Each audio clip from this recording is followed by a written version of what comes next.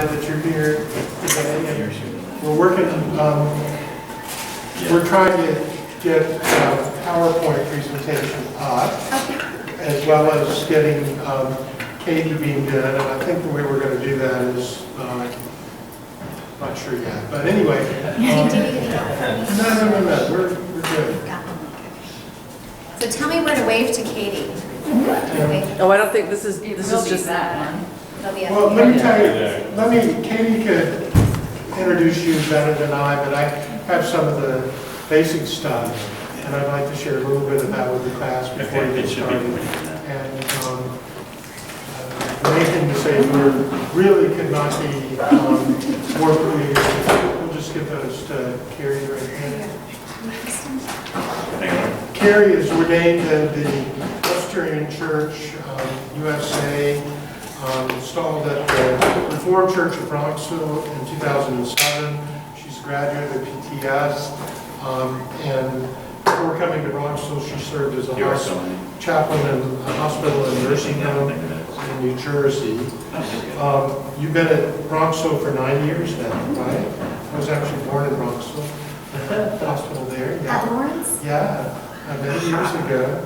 And she's had a variety of positions there as an associate pastor. They're trying to talk her into becoming the senior pastor there. She's resisting, so we'll have to delete this from the online. But she's just really uber confident. And she does a whole variety of different things in her capacity as associate pastor. And one of those things is included confirmation. And like a lot of the case studies that we're looking at, people have gone into a church and the confirmation program hasn't been as thriving as they would have liked, and had to go through a period of really reworking of the program in significant ways. And she's provided leadership to that, and I think doesn't want to give up the program, from what Katie has told me, because you really like what it does in the church. So thank you so much for being with us today. Hey, Katie. Hi, Katie. Hi, Cari. I'm so excited to learn from you today. Thank you. Thank you so much for inviting me. This is a funny way to be present with you. Feel like we get to see each other. My camera, I'm like looking at you, not the class, but I just wanted to tell everybody in the class, Cari is somebody who is such a great example of being a practical theologian. She is somebody who has, she inherited a confirmation program that went through a number of iterations. She did research to think about what was going on and what the needs of people were in her congregation, looking at it from both being involved in teaching it on a very individual level, looking at the lives of youth, but then also thinking more broadly about how confirmation fits into their Christian education program. And then also just theoretically about what resources are out there, and you got to read some of those that have informed her thinking today. So I'm sorry I kind of interrupted whatever Dr. Osmer was saying, but I'm so excited you're here, and I'm excited to learn from you. Okay, Cari, we're in your hands, and you're welcome to add whatever else you would like by way of introduction. Thank you. Thank you. If it's okay with you all, I'd love to open us in prayer. God, you are the God of all the seasons of our lives, and you are the God over the youth whom we teach and love and shepherd. God, I thank you for each of these students here and for the impact that they have already had and are having and will have on the lives of young people and on the lives of entire congregations in their Christian formation. God, I pray that you would use this time, that it would be useful, and that we would be creative and critical together, imagining what could be done in the ministries of confirmation. We pray this in Jesus' name. Amen. Okay, so thanks for humoring me and telling me all your names. I'll do my best to remember. And I have to admit, this is my first ever seminary lecture, so I feel kind of like that giddiness of a little kid who's setting up a tea party and wondering if anybody will come to the party. And you're all here, so I hope to make it worth your while. Just to fill in a little bit of intro, so I've been at the same church for 9.5 years, and I've been various roles of associate pastor during that time. I'm currently the acting head of staff, which is sort of an interim senior minister role, and we have a search committee in process.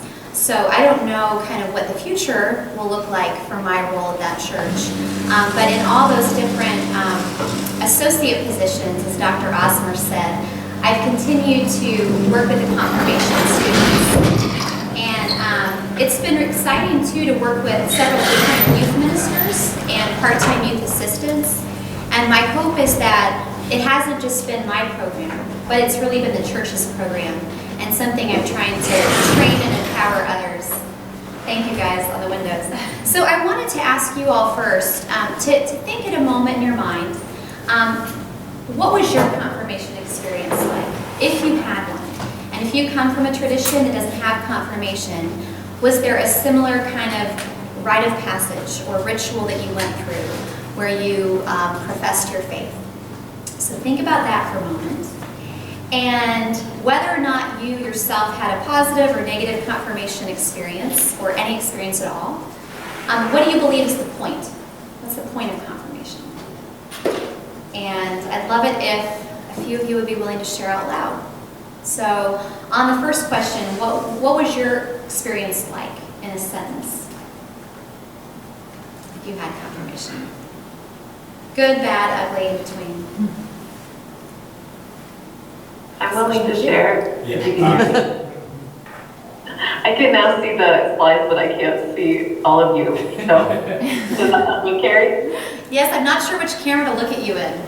She's on that. This one. That's okay. Okay. I went through confirmation in the 7th grade along with like all the other kids. It was kind of the Sunday school for the 7th graders was confirmation, and it was something that kind of everybody agreed was like a boring thing, but we had a really great teacher. She was a lawyer and wanted to make it fun and exciting, and she would stand on the tables when she talked, and so we thought she was pretty rebellious and cool. And we read two biographies, one short one about Martin Luther, one short one about John Calvin, and then about kind of a church governing structure that looked very like a flow chart. So it felt like boring content, but they were trying to make it exciting and relatable. Thanks. But it was overall a pretty positive experience, and most of the people actually who were involved are still involved in churches or in church leadership today, which I think is pretty amazing. Yeah, very telling. Thank you. Would anybody else share a little? Sure. Yeah, thanks.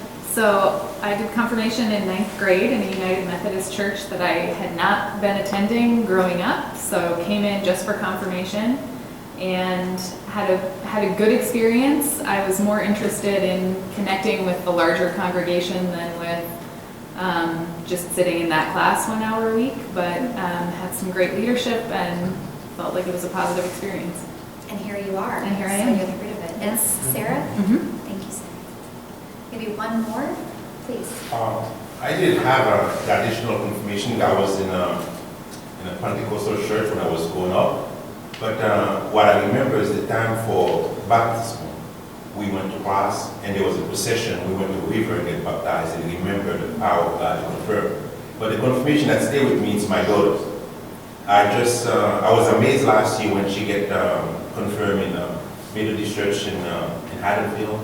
And the process, every Wednesday we have classes. And the way the pastor and the district superintendent was so concerned about the knowledge that she needed to acquire, even though we were in another Methodist church. She wanted her to come and get verse in the Bible, in the ritual that the church does. She can understand it. And it's fulfilling. For me, it was worthwhile. And I just interviewed my pastor that did that. And there's such an excitement for the retreat, for the weekend away with the kids, to get to know the pastor, to get to know the leaders, to get to know each other, and how they see them coming back to church. And amazingly, I don't know what happened. We have more youth in the youth group this year than we had last year. And the class will be even bigger for confirmation. And that's what we love to see, the continuation of it get expanded. And it sounds like there's a real investment and commitment there from the leaders. Yes. In the congregation. Thank you, Shanju. So on that second question, if you had to sort of sum up in a phrase, what do you think the point of confirmation is? And I realize we have different denominational traditions here, but you were going to put it into a bullet point.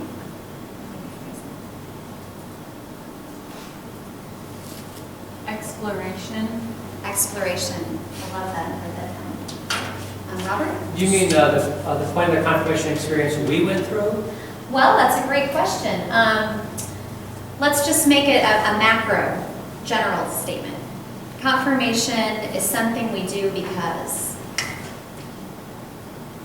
I'll wait then to provide an answer to that one. Okay, fair enough. Somebody else? Get your tough questions answered. The kids have tough questions, get them answered to know who they are, to establish their own identity. Yeah. Huge. Thank you. Maybe one or two more? You guys are being so quiet today. Yes, Kelsey. Talking to Okay, I'll Come on, go. Wait, Kelsey's about to talk and then we're back. To solidify faith. To solidify faith. Thank you, great verb. And Robert.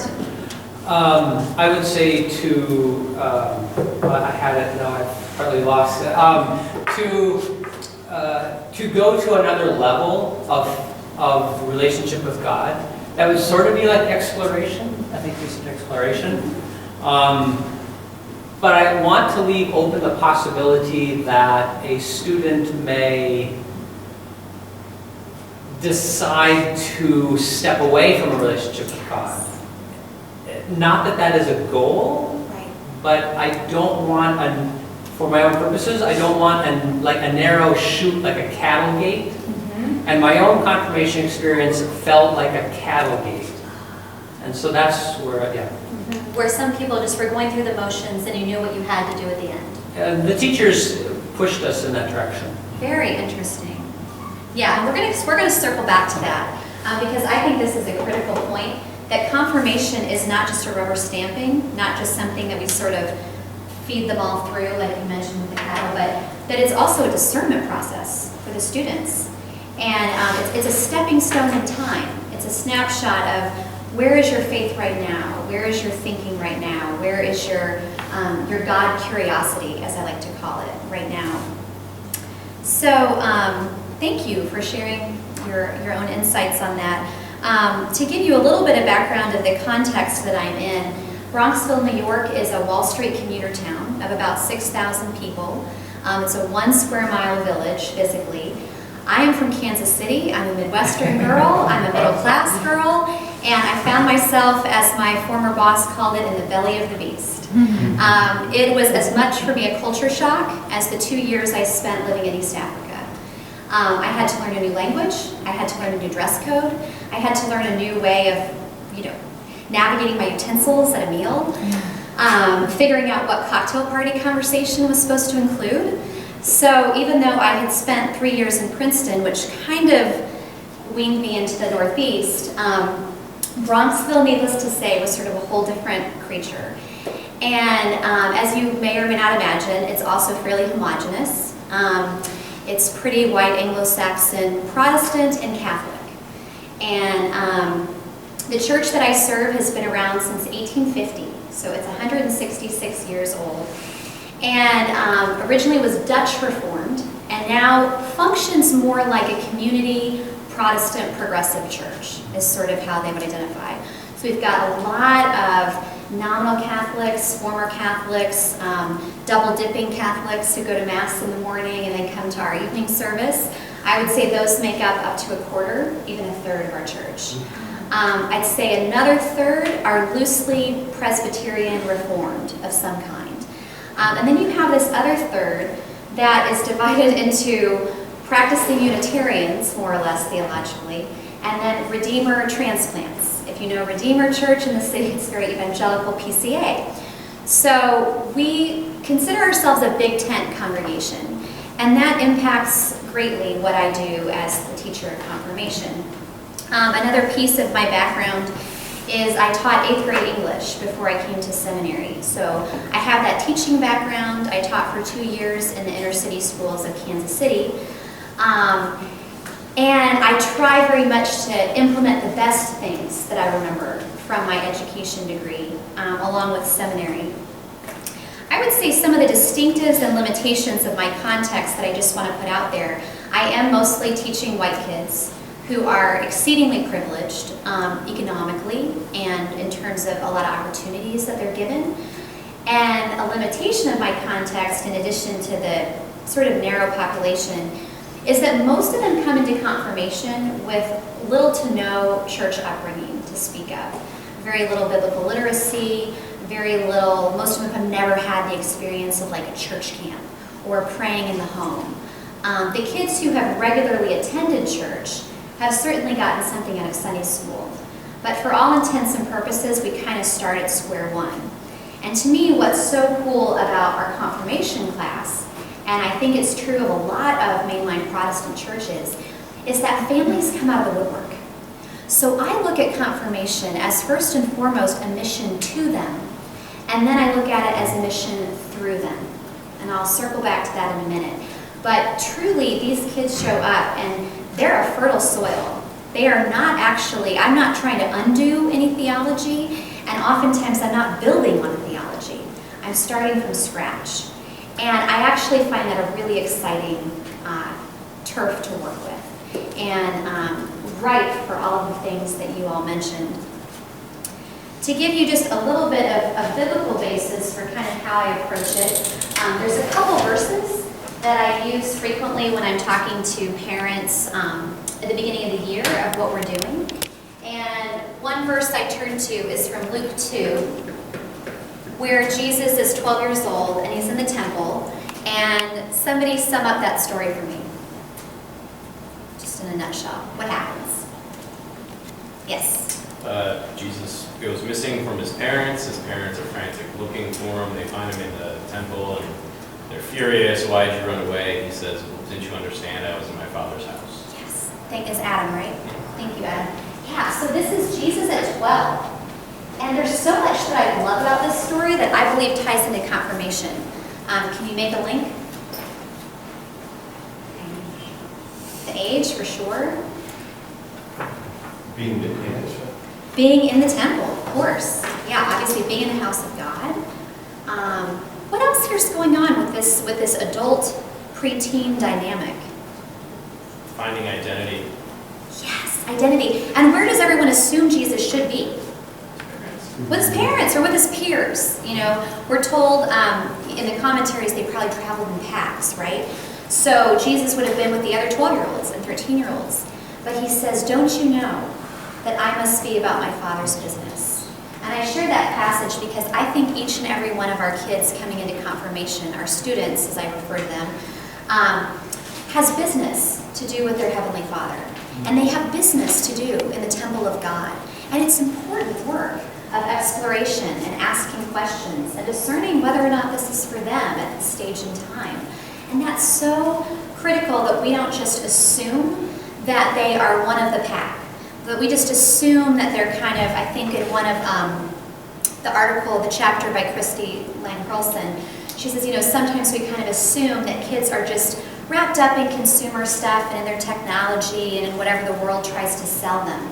But they have something much more important than that they are called to wrestle with, and we are invited to walk alongside them with that business that they're doing with their Father, Heavenly Father. So another verse I refer to a lot, I like Luke. We're in Luke right now for the lectionary. Luke chapter 4, Jesus' first sermon that we have recorded. He goes into the synagogue, and anybody remember the gist of this sermon? Those of you who are Catholic, it's a brilliantly short homily. I'll give you a hint. The Spirit of the Lord is upon me.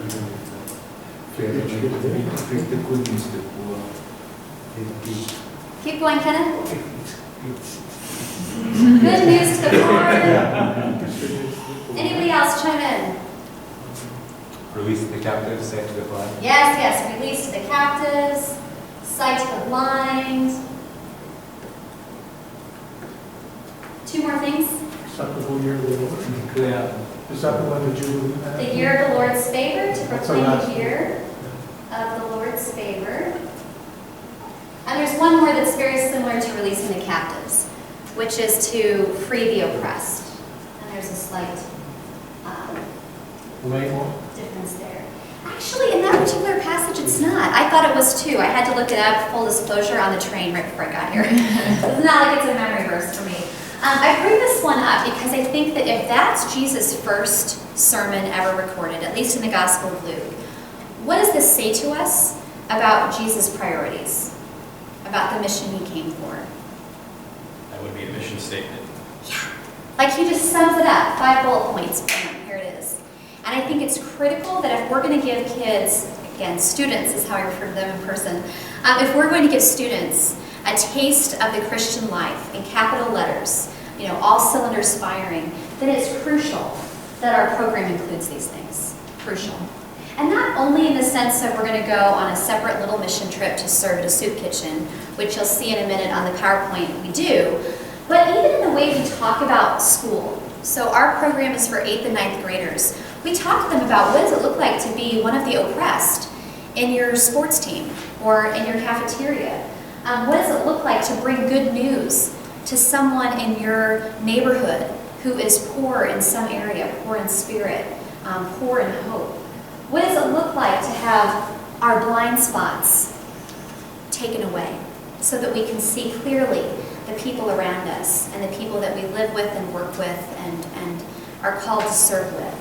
So these are 2 passages I come to again and again.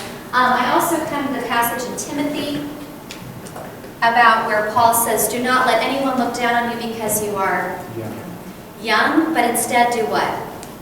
Yeah, example. Be an example. Yes, I always bring them back to that.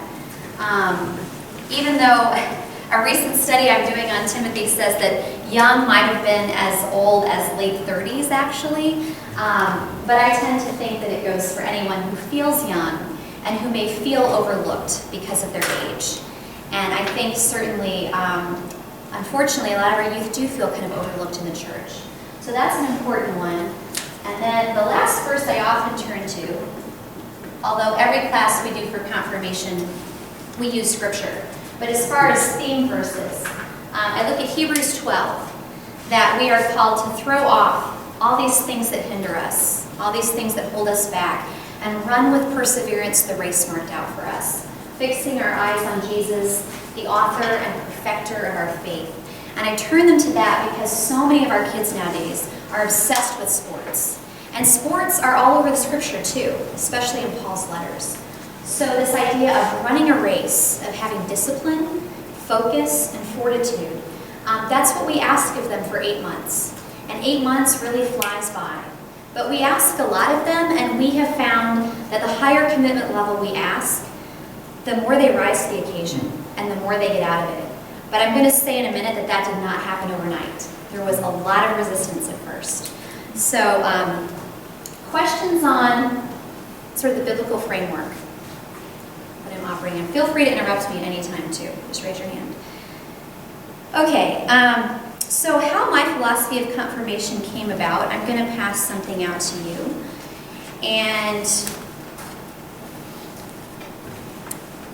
do you mind just passing? The handout is a little bit out of order because I had so many ideas that I wanted you to have, and I'm not going to read them all to you. But basically, on page 2, which is probably the back of the first page, with the little diamond bullet points on the back of page 1. Bases for thinking through the class. So I'm sort of a classic Christian education success story in a way. I was raised in the church. My parents taught Vacation Bible School. My dad taught my Sunday school class. I went to church camp, Vacation Bible, I mean, all of it. I certainly went through a period, as many do, where I was questioning it and doubting it and walked away from it in different forms. Hopefully we have enough of these. And what got me thinking first about confirmation was I was really involved in the youth group at my church in middle school. This is Prairie Village, Kansas, Village Presbyterian Church.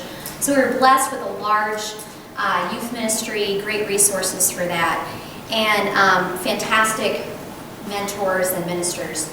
And in youth group, we took these trips to Boundary Waters, going canoe trips, we did mission trips, and then I got to confirmation in 9th grade. And I was so stoked because anything that our youth ministers touched I knew was going to be great. And confirmation class felt dead. And I hope none of them are ever watching this video, because they're great people. But what I felt like my youth minister did was sort of recycle a lot of old seminary notes that he had. It was a Sunday morning Sunday school class. It was all lectures, basically. We did have small group table leaders, and I had a really wonderful table leader. But it lacked all the experiential component that I had come to associate with following Christ. And I knew there were important content pieces I needed to learn. But even as a 14-year-old, I remember sitting there on Sunday morning thinking, there's got to be a better way. There's got to be a better way. And this is before the age of smartphones. So instead of texting, we were all just doodling and like passing notes and writing gossip about, who was at what party the night before. And I thought there's just got to be a better way. And so I filed that into my head, and high school youth group came and went, and it was fantastic. And we went to the Dominican Republic, and we had wonderful partnerships. I got to teach Sunday school as a student and really continued to grow, and my youth ministers encouraged me towards seminary, and I pushed it off for as long as I could. And then fast forward to, I'm 27 years old, and I'm under care at Heartland Presbytery. And the moderator of CPM at that time, the Committee on Preparation for Ministry, was Rocky Supinger. Anybody know that name? Rocky's got a really beloved blog, and he's a passionate youth minister. I think he's in Illinois right now. And at that time, he was in Missouri. And there was a question on the Inquirer form. Is there anything you're wrestling with in the Presbyterian brand of faith, is how I read it. And I said yes in big letters. I said, I struggle with infant baptism.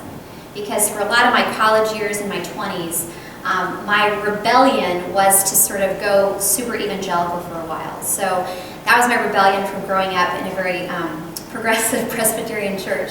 So during those 20s, I was in mostly churches that had believer baptism. And I was really struggling with that because in Scripture, I mainly saw examples of believer baptism. So I brought this up at my CPN meeting, and he said, your problem isn't with baptism. Your problem's with confirmation. Because what I voiced was I hated the fact that so many people brought their babies in to be baptized, you'd never see them again in the church, and what did the baptism even mean? He said, that's why we have confirmation. And I immediately said, yeah, but confirmation's just like a joke, you just sit through these classes. And he looked me in the eye and he said, then your challenge, should God call you to be a candidate and a pastor, your challenge is to do something about it. You go and you make confirmation meaningful. Because that is the piece that you actually have an issue with. Never forgot that. So that's 27 years old. I go to Princeton Seminary, did all my field education work. None of it happened to be with youth at all. I had done some youth ministry in college. So I get to the Reformed Church of Bronxville at 31.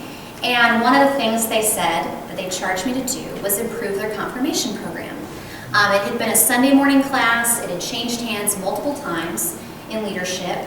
Nobody wanted to teach it. It was like a hot potato. Everybody was passing it off. And it was 9th grade. And so I show up and I landed this job like a week before the school year started. So here I am with no curriculum. And there was a youth assistant person who was going to help me. And the students would show up in their pajamas, and some of them showed up hungover, and none of them wanted to be there. And I, as a minister, was dashing from our 8:30 service to teach confirmation at 9:30 to race back to our main service at 10:30. So I'm frantic. My content is weak, and I'm just pulling everything out of my hat. I haven't taught that age group, in quite a number of years at that point. And I remember begging our senior minister, can I just hand this off to the youth assistant? I don't even want to teach it. I don't really get teenagers anymore. I'm too old. That's what I thought at 31, right? Now I'm 40. But I thought I was too old to teach teenagers. And I felt like I was getting so much negative energy from the kids, and it was such a downer. And he said, well, you're stuck with it, so do something with it. And I remembered that directive from Rocky, saying, if you have an issue with it, it's up to you to make it better. So that's all the genesis of how this started. And it's a long way of saying that a lot of times changing something comes from a significant restlessness with the way that things are. And when you look at the history of the church, and I'm guessing when you look at the history of your own life, you find that the greatest periods of growth and change happen when you just couldn't take something any longer. And that's how I felt about it. So I talked to the boss, the senior minister, and he said, well, change it up, but don't change it up too much. And I said, no. I said, what really spoke to me as a teenager and why I'm a Christian to this day, and especially why I'm in ministry, is all the stuff that happened outside of church. Yeah, there were some really important moments inside the building, but it was a lot of stuff that happened outside of church. So that's how we started thinking about this. Under this same section of bullets, Kenda Creasy Dean's lectures and book called, now I'm blanking on it, Practicing Passion, helped shape a lot of my thinking in that she talked a lot about transcendence, about having something to live and die for, about the faithfulness of walking alongside youth. So all of that was sort of converging with my own sense that youth are hungry for worthwhile risks.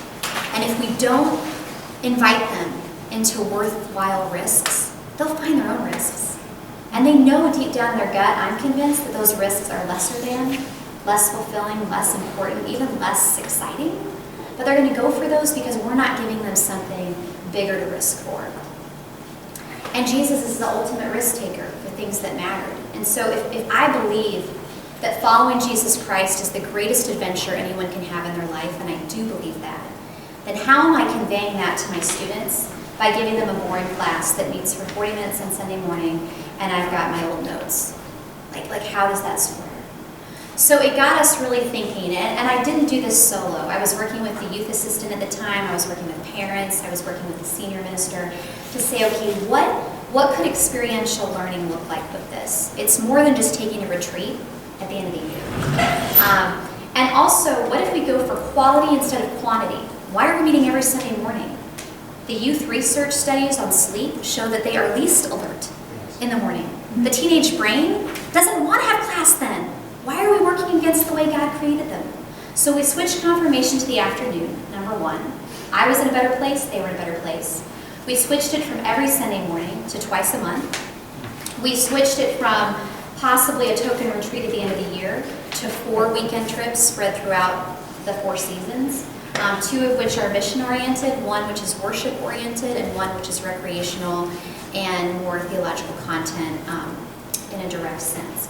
So I'll go over the particulars in a minute. Any questions so far on how this came about?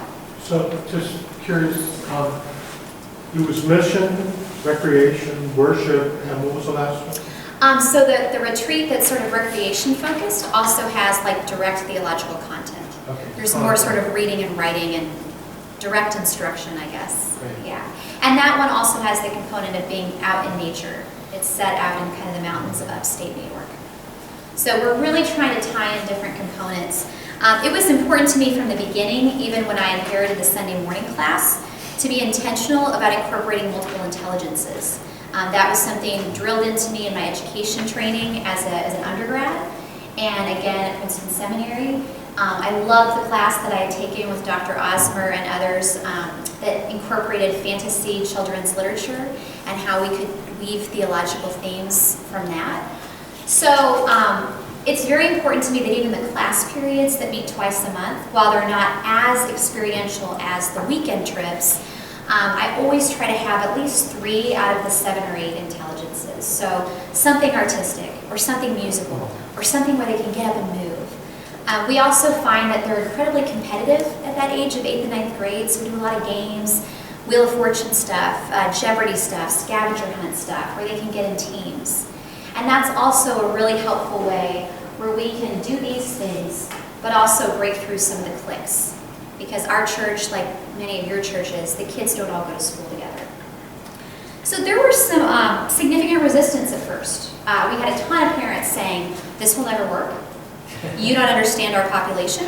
Our kids here are not from the Bible Belt, where you're from in Kansas, which, by the way, Kansas City is not the Bible Belt. Our kids are very busy with sports and SAT prep and special tutors and music lessons, and I mean, you name it, these kids are booked from 6 a.m. to midnight. You know, you don't understand, it's not going to work here. Well, I'm here to tell you, it has, and it will. And so, you know, whatever church you're currently serving with, or you will in the future serve, whatever you are really called to do and passionate about, and if you can get a few people on board to dream big, you just have to push through that resistance. But you have to expect it, because change is scary. We know this. It's scary to us. And it was a risk that could have failed, quite frankly. If we had enough parents who didn't buy in over a number of years, we couldn't have gotten it off the ground. One of the biggest ways we push through that resistance is to have a really clear-cut vision that we communicated early and often to the families. The other way we push through the resistance is to have the kids tell the story. So we had students preaching and teaching in Sunday morning church at the main service about how this stuff was changing their lives. We had students taking pictures and videos, and then we would show those pictures and videos at coffee hours so people could see an image and have their blind sight, made clear. We had persistence. I mean, I had enough volunteer leaders and one or two staff people, depending on the year, who also bought into it. And that means people who are willing to give up weekends and willing to walk through the city in the rain for a long stretch of time after serving at 2 different shelters. And it took prayer. It really was a lot of things, but I will say this, it didn't succeed because we're in a wealthy church. The way that we do this is really not any more costly than I think what you could do in a small church, if you can get creative. So I'll say a little bit more about that in a minute. I'm not going to read all this off to you, but if you flip sort of to the back of this handout, I did put some of my favorite quotes from Kenda's book. Excuse me, I should call her Dr. Dean, right? Dr. Greasy Dean. I did put some quotes on this because there's some really good stuff here about what adolescents are searching for, and that mimesis of Jesus Christ, imitation of Christ, does not create good teenagers or wholesome youth programs. It creates radicals and prophets, people who reveal the root of cultural deceits with the searchlight of Christ's love. And I think one of the most exciting things about getting the kids outside of the church is that they take on that prophetic voice, and then they preach it back. They preach it back at Youth Sunday. They preach it back when the confirmands lead worship. They bring it back to their parents and their schools and their pastors. And they challenge us. Wait a minute, was that trip we went on just a one-hit wonder? Or do you really believe what you said about poverty and injustice? And they start seeing the incongruities in the Bronxville world and in the place they just served in Brooklyn. And they start seeing the incongruities between a world where they're constantly tethered to technology and that weekend that they had climbing through the creek with no cell phones. So they start to see these things, and they are so, that age of 12, 13, 14, whatever age you do confirmation, there's a reason why that's where Jesus was in the temple, doing business with his Father, because they are so ripe. And the research tells us that such a majority of people who came to religious faith, whatever faith it is, it happened early. It happened in those teenage years more often than not. So I think it's a really, really exciting thing. And there's a couple articles too. The chapter that you all were asked to read by Christy Lane Carlson. On page 126, there's these two great paragraphs on the second half of the page where she basically outlines what this high school theology program is doing, which I was unfamiliar with until I read it. But this is what we're trying to do in confirmation. And it was really confirming, no pun intended, of our sort of philosophy with the class, because this idea of experiential learning, strong emotional arousal, multiple modalities, community supporting, interest and commitment sustained over time. Part of why I'm so psyched about confirmation is that I think it's like the best kept secret in the church. I think that if churches and pastors and leaders are willing to invest in a strong, exciting, compelling confirmation program, sky's the limit on what can happen. And you're going to see it in a minute in our slideshow. What we have seen is that we have a much higher retention rate of students in high school, not just showing up to youth group, which is great, we love that, but serving as ushers, serving as greeters, serving as Sunday school teachers, serving as AV tech people at our contemporary service. They're plugged in. They care about it. We have kids 4 years later who say that they wrote their college essay on something that happened in confirmation in 8th or 9th grade. So if I could get 4 volunteers to stand up, this is your kinesthetic learning. 4 people that come to stand up here. You don't have to say anything, you just get to hold something. Thank you, Robert. Show them that seed. Thank you, Sarah. Show them the front. Okay, and then you've got to stand over here, Kelsey. Thank you so much. And it's right here. Stephanie, right? Yes. Okay, so these are the 4 C's of confirmation that we sort of made up at our church. And we think of it sort of as a wheel. And now this is not at all definitive, and there's a whole bunch of other good words we could have come up with. But we think of it as if kids show up to confirmation, kicking and screaming because their parents made them, what do you think the first C is? It's a word that begins with a C, that we hope by the end they will become. If nothing else. Confirming? Not even that, actually. Because I've had kids decide not to get confirmed. And not proclaim, no, not even proclaim Christian faith. Content. Good answers. Content. Oh, I like that one. Think about a synonym for inquisitive. Curious. Curious. You can flip that one around. Good. So my hope foundationally is that they get curious. That they hone a God curiosity. Who made the universe? What's my life about? Why does suffering happen?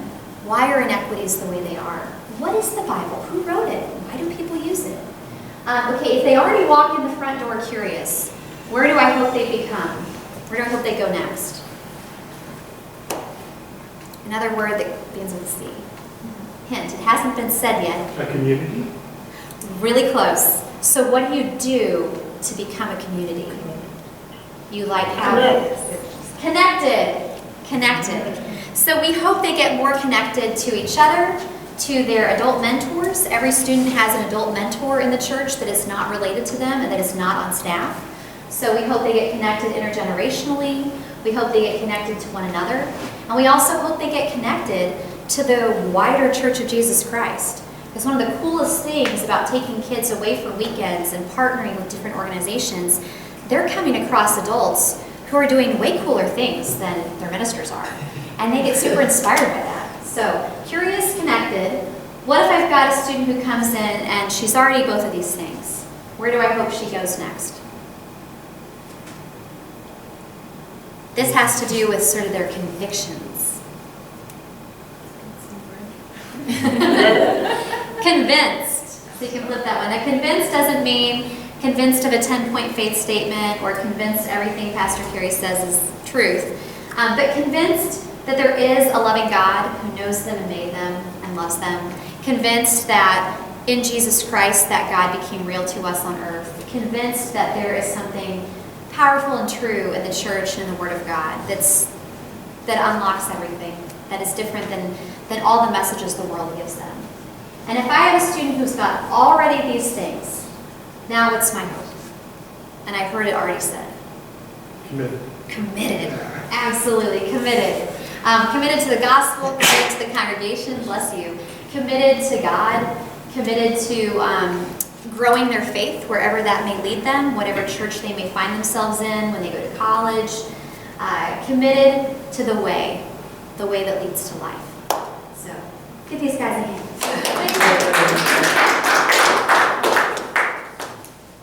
Thank you so much. Okay, so I spent kind of a long time on theory. I'm going to really switch over to practice here, and I think my time might almost be out. That's So. what you need. Okay. Yeah. Questions on any of this so far? Okay, and you can kind of look at the handout also on your own. All right, I talked a little bit about what it was when we inherited the program and how we changed it. I would just say when you do have change, it's nice to have small conversations with people, not just big presentations. So we had meetings to help teach the parents and kids what we were doing, but also just small little conversations like parents who were really nervous about the changes. I'd have coffee with them, one-on-one, say, tell me what your hopes for confirmation are. Tell me what you remember it being as a kid, especially those that grew up in the church. Tell me what you like about it the old way, tell me what you don't like about it. And then sometimes I got great ideas from them.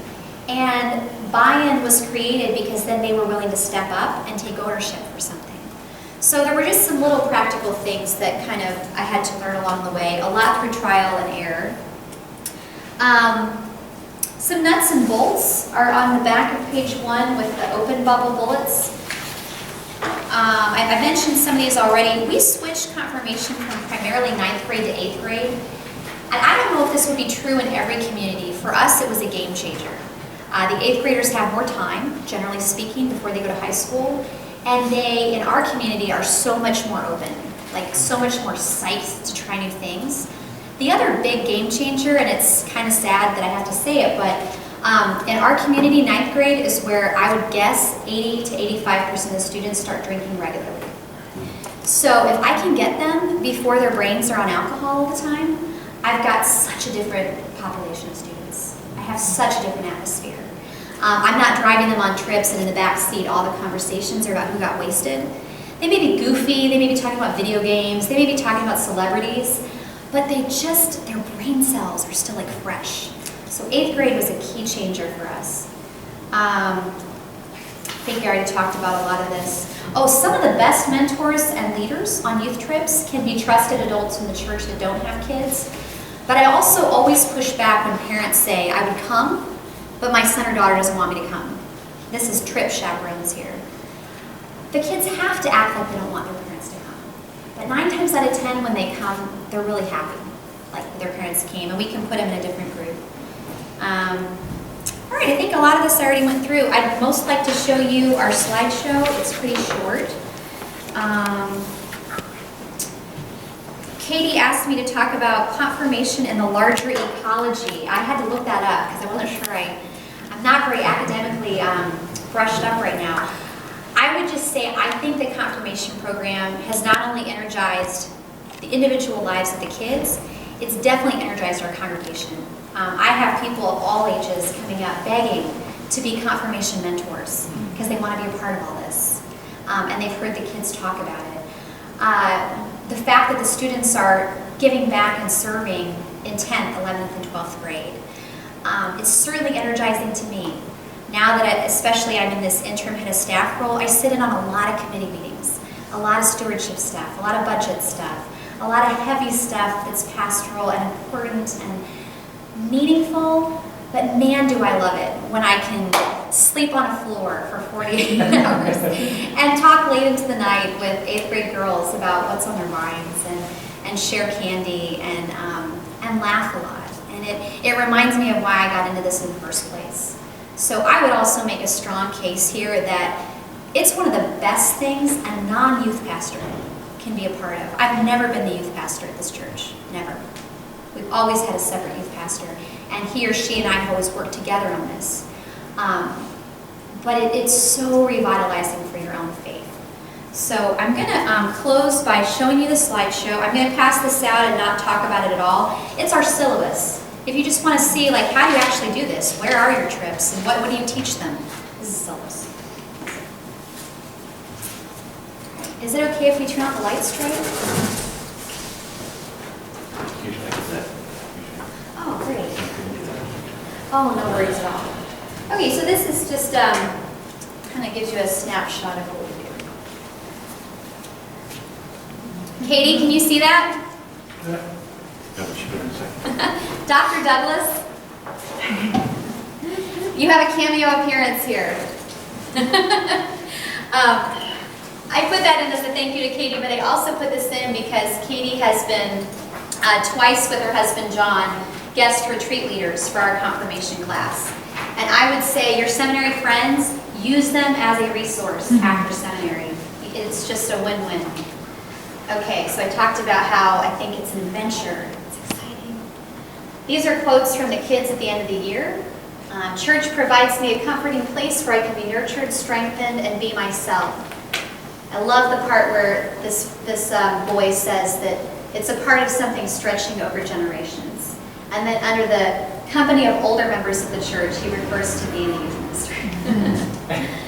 Okay, so this is one of our retreats upstate. This is our denominational conference center. So on this trip, we're talking about recreation, nature, and some theological content. Spending the night in the woods, the stars.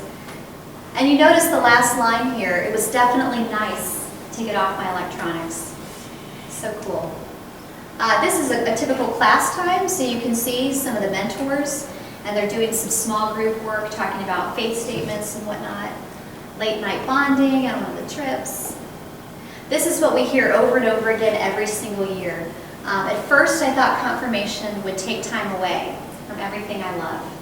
And in the end, I'm closer with kids that I didn't know before, loved serving others. We try to incorporate art and creativity, skits and drama. That's Katie and John, guest retreat leaders, some group work, lighting the flame of passion. This was sort of a bonfire we had one night on the retreat. We spend a lot of time on public transportation, which for these kids who live in the suburbs, a lot of them haven't done before. Scavenger hunts in town for one of our classes. We had them do sort of a man-woman on the street interview and ask people about their beliefs. Mentors doing storytelling stuff about faith. Never underestimate the fun of rest stops. 8th and 9th graders can make you laugh harder at a highway rest stop than like anything else. That's some of my favorite memories of the rest stops.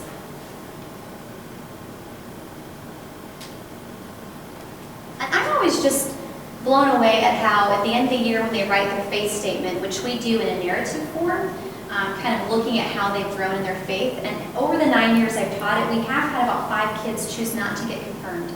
But they are still embraced by the community. And we confirm that we see God at work in them and do not pressure them to make the decision. But I just love the way they write about kind of their own epiphanies. So Broad Street is one of our, if you do end up serving a church in the Northeast, Broad Street in Philly is a great mission thing to do, focusing on homelessness and the arts. This is a tour with a formerly homeless gentleman. It shows us all the murals that people experiencing homelessness have contributed to. So there's a lot of hands-on service stuff. Again, the kids I serve, it startles me, but a lot of them grew up with housekeepers. A lot of them literally haven't done dishes and haven't cleaned and haven't cooked. And they're actually psyched when they get a chance to do it, because it means someone thinks they're useful and that they can do things. They helped organize clothes at a thrift shop. These students have really shattered my stereotypes about privileged kids. They're so hungry to get their hands dirty and do stuff. They're sick of being told they can only go get more tutoring. You know, they want to actually contribute. Okay, so this guy next to the girl, Caroline, his name is John, and this is what she wrote about him later. And this was just after like an hour conversation over lunch. But this is something that she remembered 6 months later when she wrote her faith statement.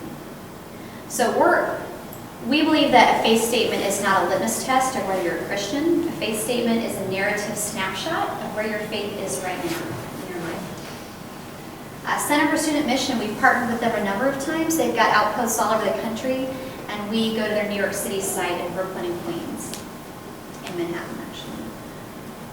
And they have so many great partner organizations that they work with. This is a school program for kids.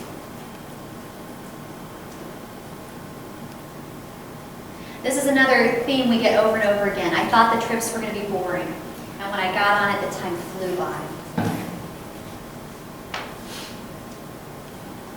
Sorting clothes at a women's shelter.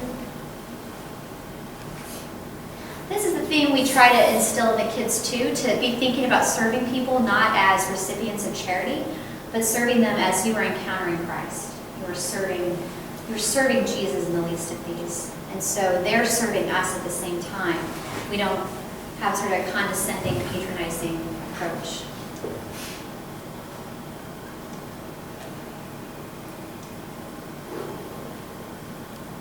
It's amazing to me in the discussions when we reflect on it, the students will often take things a further level than I would have. So this boy, James, at the end, he said, I was able to take back these things from the trip to Bronxville and saw the presence of the Holy Trinity in my peers at church and school.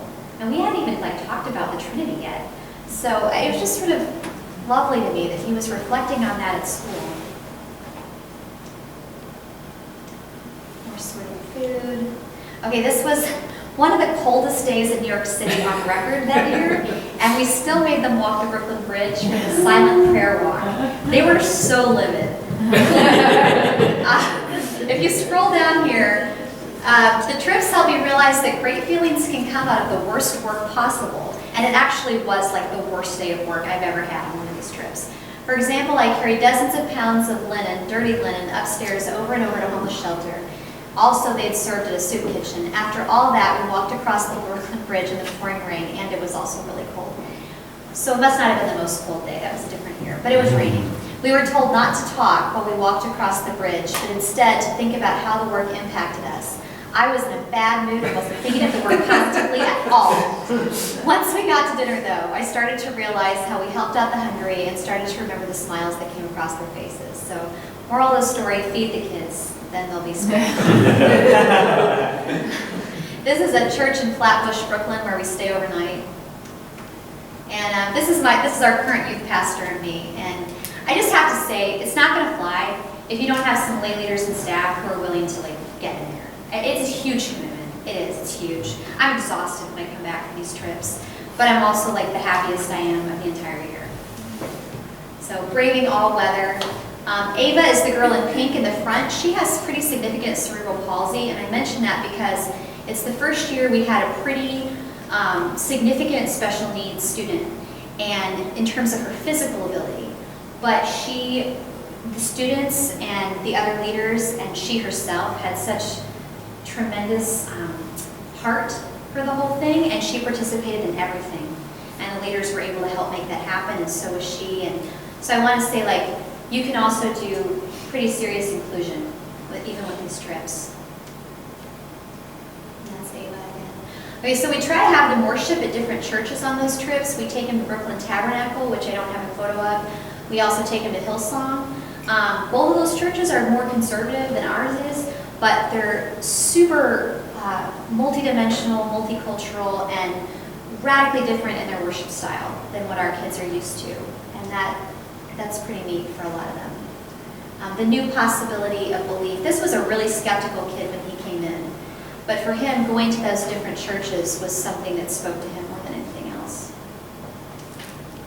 And then we have one Sunday, which is not Confirmation Sunday, where the students lead everything in worship.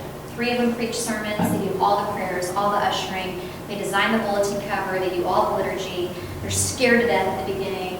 The parents told me for 2 years in a row, like when I first started that, you can't let 8th graders lead church. We have a youth Sunday for the seniors in high school. You can't let 8th graders lead the church, but you can, and they will rock it, like out of the world. They're great. Every year, they're fantastic. And on that note, I love the last line here. I've also learned how to speak in front of an entire congregation without shaking like a leaf on a rainy day. So cute.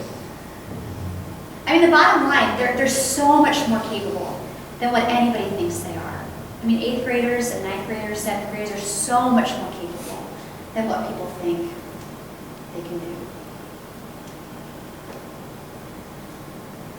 This is just more of the getting over that fear of public speaking.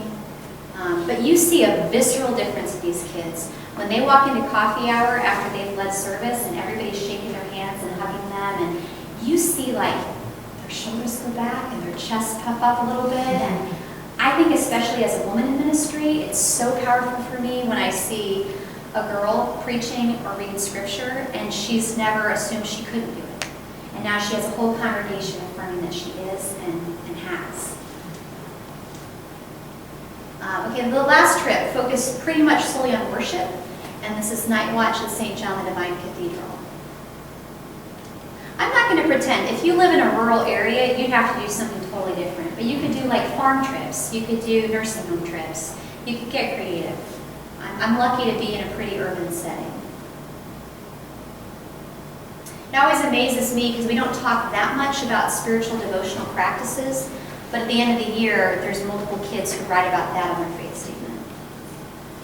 They lead worship at the midnight mass, and then it's End of the year.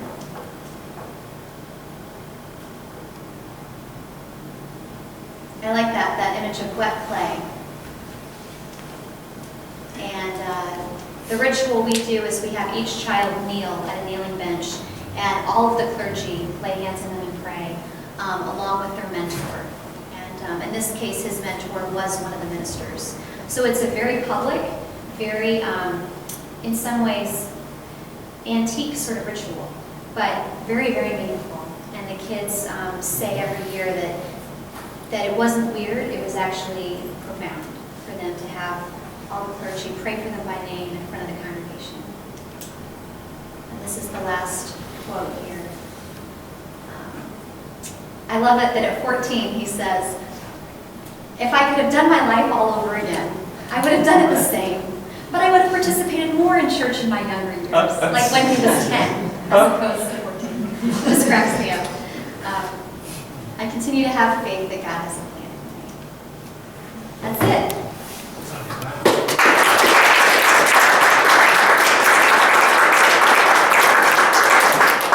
Okay, well, Christy, I don't know how long you can stay and keep taping, but can somebody get the light source, please? Thank you for allowing me to go a little Oh, over too.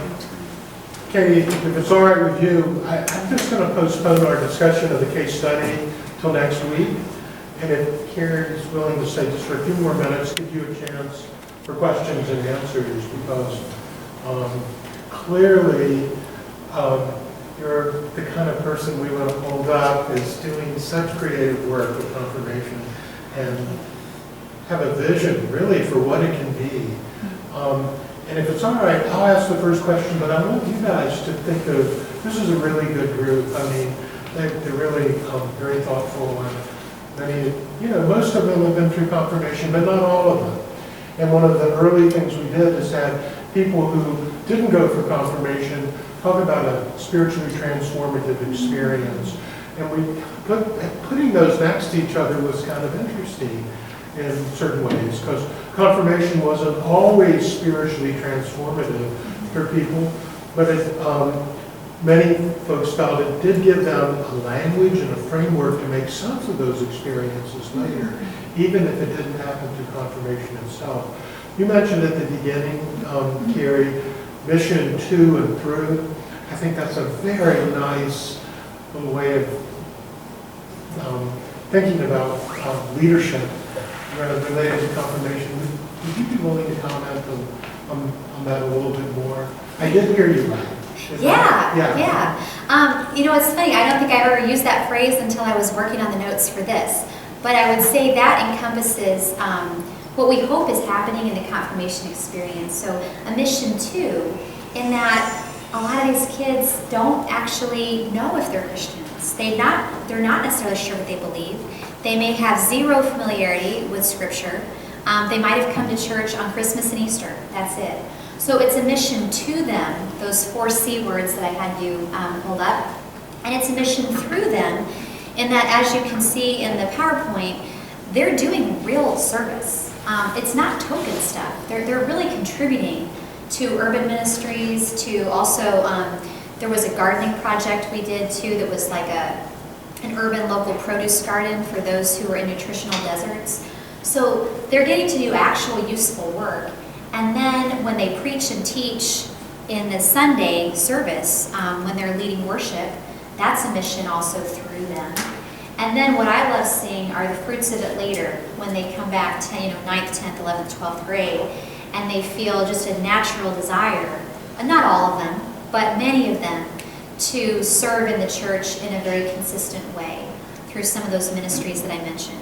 And I'm hoping, it might be just that one boy, James, that wrote that he sees the Holy Trinity in all his classmates now, but I'm hoping it's a mission through them to be a renewal force in their schools.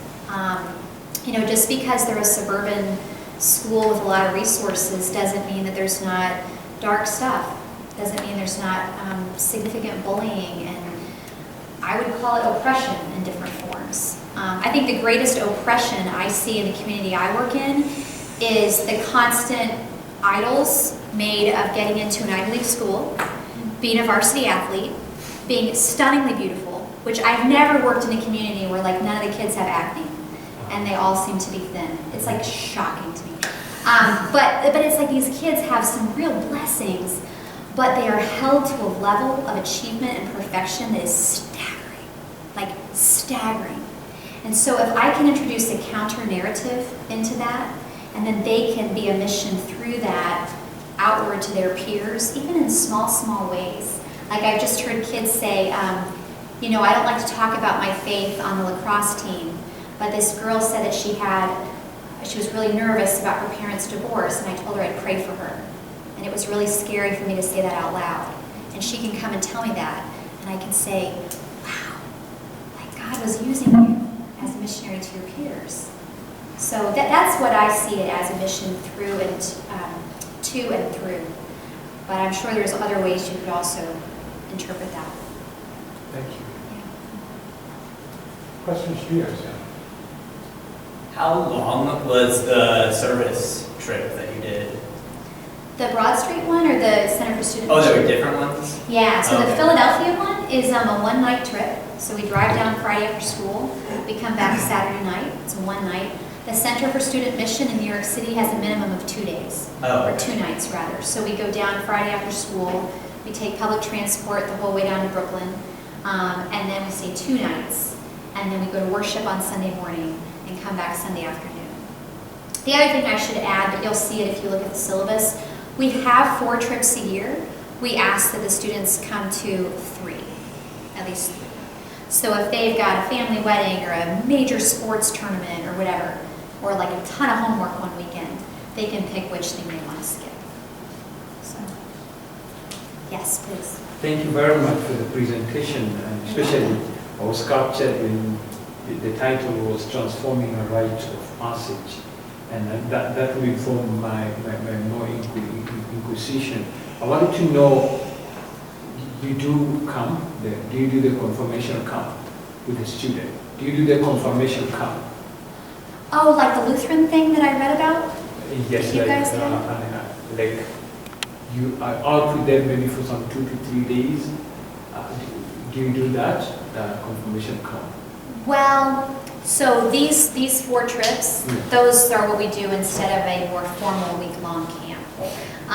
The RCA denomination does offer a confirmation camp retreat, which is that weekend in Warwick.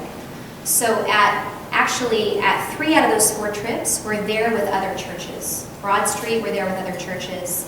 Same with Warwick, same with St. John the Divine. Center for Student Mission in Brooklyn is the only one where it's just our group. So we do kind of feel like we're connecting to a wider thing, but we don't have actually like a camp to the extent that I read about with the zip lines and stuff for the Lutherans. Did you all read that assigned reading? Yeah, we don't have anything like that.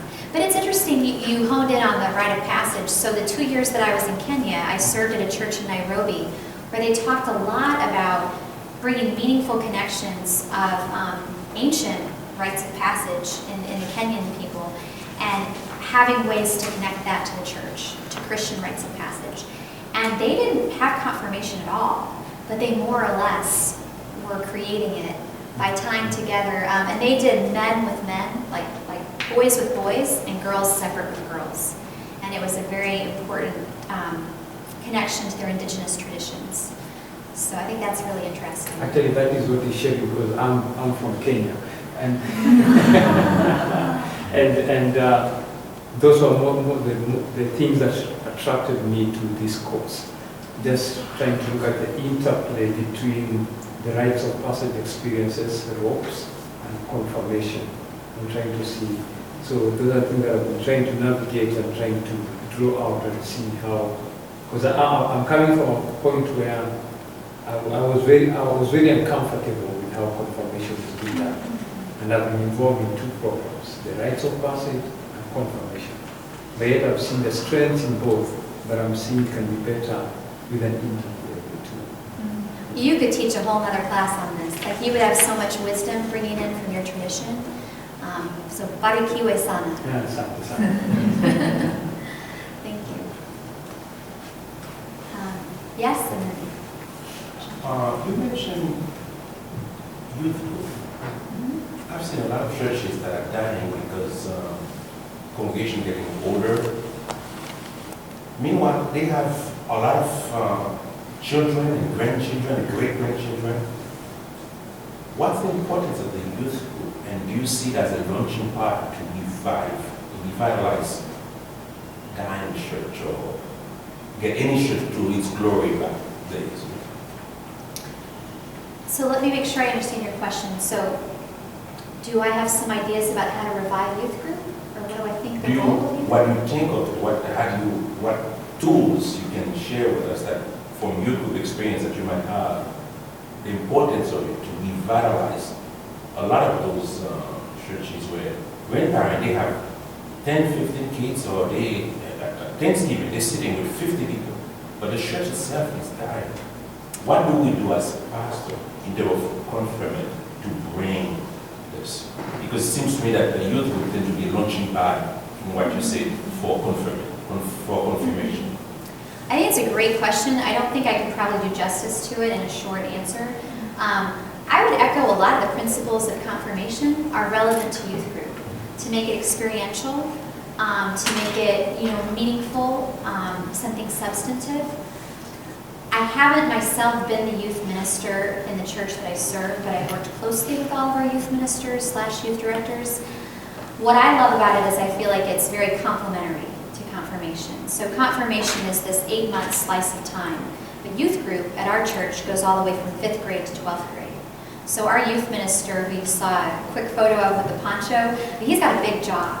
And part of his job is helping these students integrate into the youth group and into the church ministries. Absolutely, I agree with you that it can be the launch pad of reviving a church. What I see some of my colleagues struggling with in small churches is not having the resources to have a staff person and relying on a few devoted lay people at best. And I can appreciate what a challenge that would be. Because if I were a solo pastor in the middle of an urban church or a rural church, how would I go on 4 trips a year like this? How would I devote the energy and time to it that I do? So I'm on a staff where we have 4 pastors. We have about 600 plus members. We have really, dedicated lay leaders. I think it would be a different story and a different conversation in a small church, but I still think that investing in our youth and having them not be the future of our church, but the present, letting them teach and preach and usher and serve and teach Sunday school and helping them get opportunities where they can be with a critical mass of teenagers, like a camp. But I think the more we let them do real things and not just send them, you've heard this too, don't just send them to the basement with pizza and keep them entertained so they don't get into trouble. That was sort of a really outdated mode of youth ministry that I think never probably worked. But if you give them big challenges and big risks that are worthy, then I think your youth group, even if it's 5 people, could be a real spark plug. Thank you, because I think listen to your behavior, the way you presented. Thank you for the presentation. It feels like the Stormline who graduated from here was the youth leader and our pastors. You portray the same spirit, and that's what the youth group now is exploding even after he's gone. Wow. Thank you. Welcome. Thank you. I'm sure over the years the program's changed a lot. It has. And I'm just kind of wondering, what does the refinement process look like? That's a brilliant question. Sometimes it looks a little ugly and exhausted. I'm just going to be honest. Yeah. I'm just going to be honest because, so this is my 10th year that I'm entering into right now. The first couple of years were, oh my gosh, really, is this working? And, getting feedback sometimes from the elders or some of the parents that it was just too much for some of the kids. Or the refinement process does look like listening to lay leaders. It does. You have to. And it's, they've given me some really good feedback. There was my 3rd year of teaching this. We were having class every week and trying to take all these trips and trying to have the mentoring. And I was getting feedback, this is too much. And it was also too much for me. But I didn't know I had permission to make confirmation class only twice a month. I thought that would be like blasphemy. So the lay leaders have really good feedback to give you, and I think to answer your question, the refinement process does look like an ongoing conversation. I mean, kind of like a friendship or a marriage. You keep renegotiating, you keep reconfiguring. What does this look like? Because I'm changing as a pastor and as a Christian. Our church has changed quite a bit over the last 9 years. We've become more diverse economically and to some degree ethnically, certainly theologically. So I'm rolling with those changes too. And it also refines, because if I'm using the same stale curriculum that I used 9 years ago, it's going to be boring to me and boring to them. So I'm constantly bringing in new stuff. I mean, I'm always bugging to steal ideas from colleagues, like, you know, what videos do you love right now? What game ideas do you love right now? You know, which mission partnership should we be getting involved with? There's some stuff that we've done a lot of years in a row, like those trips. We've gone to a lot of those a lot of years, but for a while I was using here and there a Rob Bell video, then I was using a Presbyterian curriculum thing, then I scrapped all the curricula and did my own stuff, and then in the 9 years I've been there, I've worked with 4 different youth directors / youth ministers, and each one of them brings in great ideas and unique gifts. So I think it's critical as you're refining it to have ongoing conversations with lay leaders who are invested in it and parents, ongoing conversations with whatever colleagues or volunteers are a part of it, and like get them psyched about the part they're leading, and then getting in touch with like what's really speaking to me right now. Like this year for the first time, we added in a component where we go to this Union Chapel up in Tarrytown, New York, where all the stained glass windows are of Old Testament prophets designed by Mark Chagall. So in that conversation with Chagall, who was a Jewish man, we talk about some Jewish Christian stuff, we talk about art, we talk about the role of art in the public sphere of Christian art. The kids bring in oil pastels and sheets of paper and draw their favorite window, and we read the passages that each of the windows is based on. That didn't come in until the 9th year. But it was like something we did for the first time, and it was really cool. And then there's other things we did for a while, like we used to go to the Presbyterian confirmation retreat. And I hate to say it because I am a Presbyterian, but it was lame. It was just lame. like it wasn't good. So we did it 2 years in a row, and the kids and I both felt, oh, let's scrap this. So the last thing I'll say is at the end of the year, I have the students give a half-page evaluation. What did you love? What did you hate? What did you change? And they have great ideas. That's part of how we have refined it. And then the more things I can get former confirmants to come back for is awesome. Like the beginning of the year kickoff meeting, I have 4 stools at the front, and it's all last year or the year before confirmation graduates sitting and sharing their experiences with the new kids. It works so much better than me saying it. I'll have them be junior chaperones on the trips. So a sophomore or junior in high school can come back and be a junior chaperone to Philly. That was a recent revision because my colleague, the youth minister, his church did a lot of that student mentoring. So I think it's just being really open. Like, I don't want to hold any of this program as a sacred cow that can't be changed. Because at some point I'm going to leave, and I want them to have a framework that can keep going. Okay.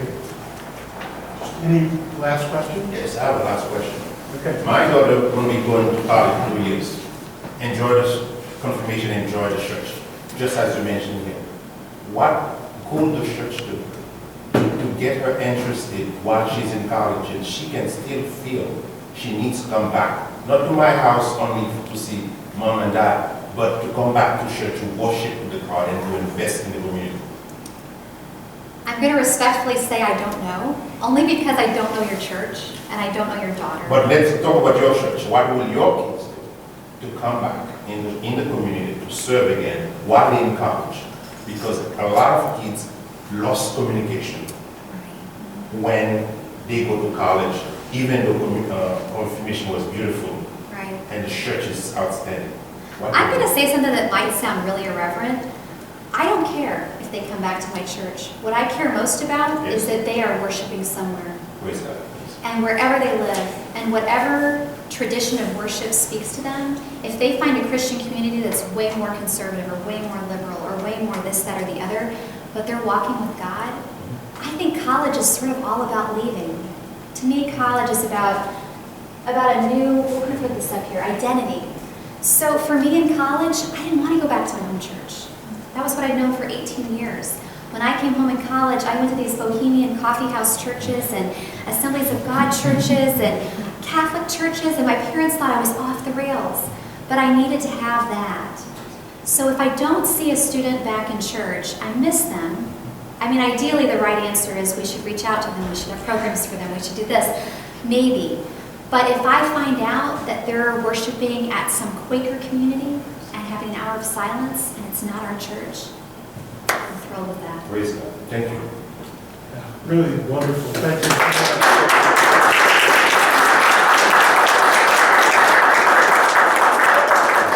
Okay, let's take a 10-minute break.